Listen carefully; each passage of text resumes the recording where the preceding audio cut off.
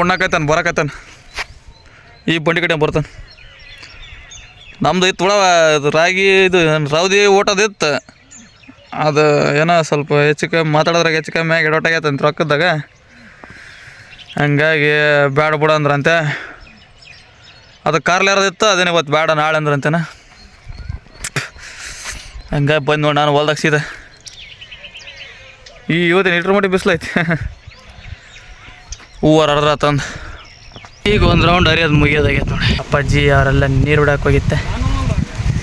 ಈಗ ಉಣ್ತಾರೆ. ನಾವೊಂದು 10 ನಿಮಿಷ ಕಾದು ಊಟ ಮಾಡಿದ್ಮೇಲೆ ಇನ್ನೊಂದು ಲೈನ್ ಅರ್ಧ ಮುಗ್ಸಕ್ಕೆ ಹರಿಯೋದು.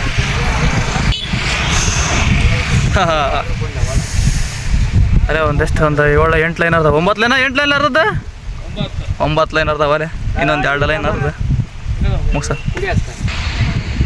ಬಗ್ಗೆ ಹಾಕಲ್ಲ ಸಾಕಮಟ. ಬೆಂಡ್ ಅನ್ನೋದತ್ತ ಕೇಳ್ತೀಯ ಮುಲ್ಲದಲ್ದ ಬೆಂಡಾಕ. ಇವು 5 ಸಾಲ ಅರ್ಧ ಜೈ ಜೈ 12:30 ಹೂವರೆದಾಗೈತಿ. ಹೂವರೆ ಆದ್ಮೇಲೆ ಏನು ಕೆಲಸ ಇಲ್ಲ, ಏನಾರು ಕೆಲಸ ಇಲ್ಲದೇನೋ ಹೂವರೆದಷ್ಟೇ. 12:30 ಕರೆಕ್ಟ್ ಮಾರ್ಕೆಟ್ ಹೋಗಿ ಕೊಟ್ಟು ಬರೋಕ್ಕಲ್ಲ. ಹಂಗಾಗಿ ಈಗ ಹೋಗೋದು ಮನೆಗೆ ಹೋಗಿ ಒಟ್ಟು ಕೂಳ್ಗಿಲ್ ತಿನ್ನಕ್ಕೆ.